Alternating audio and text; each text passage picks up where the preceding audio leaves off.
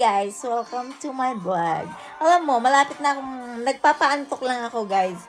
Asan ka nakakita ng swan? Hinahanap nila ang swan, guys, kung nasaan. Naalala nyo, pumunta ako ng lake, naghahanap kami ng swan. Ito yan.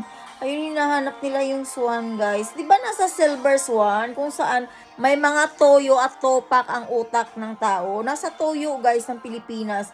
Buti na lang, guys. Buti na lang nasa toyo. Kaya pala yung mga Pilipino, no, matatalino na, mababait pa, at yung topak iniiwanan sa toyo. Kasi dito, I promise, yung ako na walang toyo, tinutoyo nila. Tinutoyo nila para buisitin, as in yung, alam mo yung may topak. Sala sa init, sala sa lamig ang utak, tapos ako yung tinitira nilang para buisitin. Para agawan daw ng cellphone. Hindi nga. Sino sa atin may toyo na kailangan kong umiti sa inyo? Bakit? Karapat-dapat ba kayong ngitian?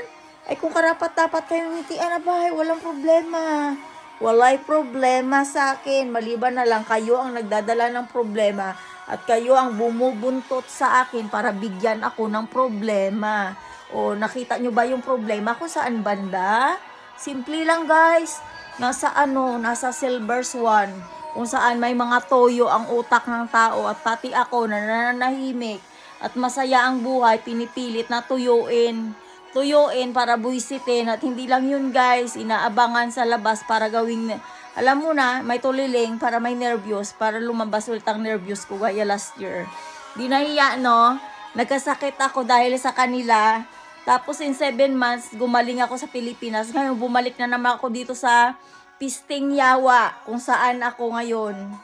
Ayun, guys, ang resulta na naman, guys, ayun.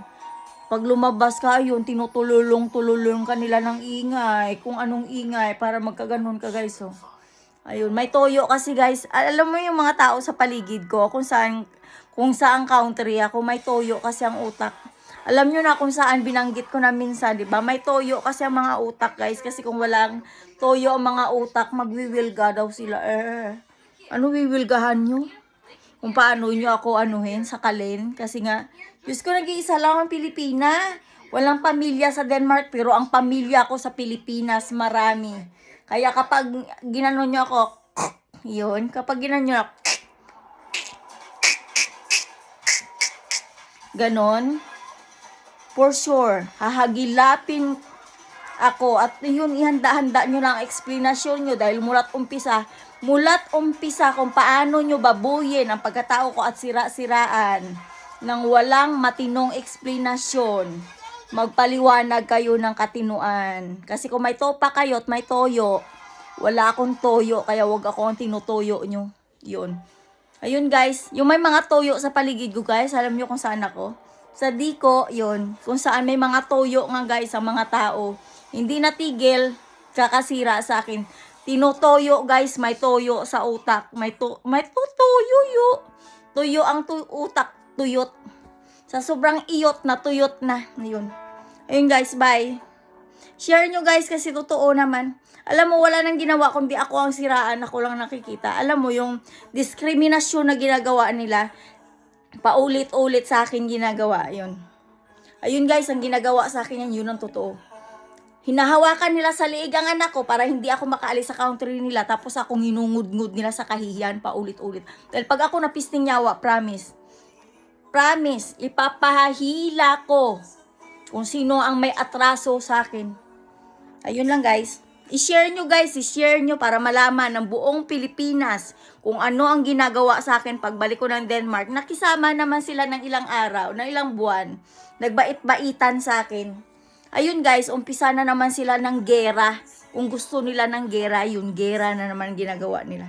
Gaya ng sinabi ng anak ko, alam mo, tinanong ko dati, dahil gulo ang ginagawa. Ano yung gusto mong gawin ko? Sabi kong ganun. Alam mo kung anong sagot ng anak ko? Gera, gera. Alam mo kung bakit? Dahil too much ng ginagawa sa akin, di na nakakatuwa, guys. Ayun, guys, may toyo kasi, guys, pasensyaan nyo na, may toyo ang utak. Pero kapag may mangyari sa akin, guys, ayun, huwag nyo kalimutan, guys, ipasuko ang katawan ko kapag pinatay nila ako. Ayun, guys, ipasuko nyo, guys, at girahin nyo. Kung gusto ng gera dahil matapang, ako lang ang nakikita. Ako lang nakikita na matinong tao.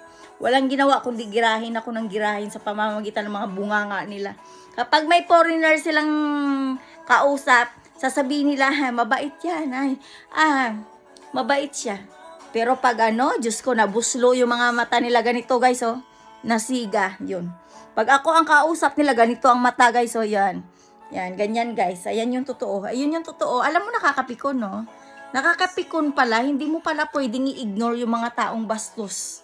Napilit kang dinadown at sinisiraan. Binaboy nyo na yung pagkatao ko sa Pilipinas dahil sa kasinungalingan yung report. Ngayon, hindi na ako papayag na paulit-ulit nyo akong ingungud-ngud sa kahihiyan. Tandaan nyo yan. Ngayon guys, i-share nyo ha. Salamat guys. Salamat sa mga subscribers ko. Thank you. Utang na loob ko sa inyo. Alam ko naman kasi na nandiyan kayo para makinig ng katotohanan. Pero yung ginagawa sa akin, too much na hindi na nakakatuwa. Bye guys.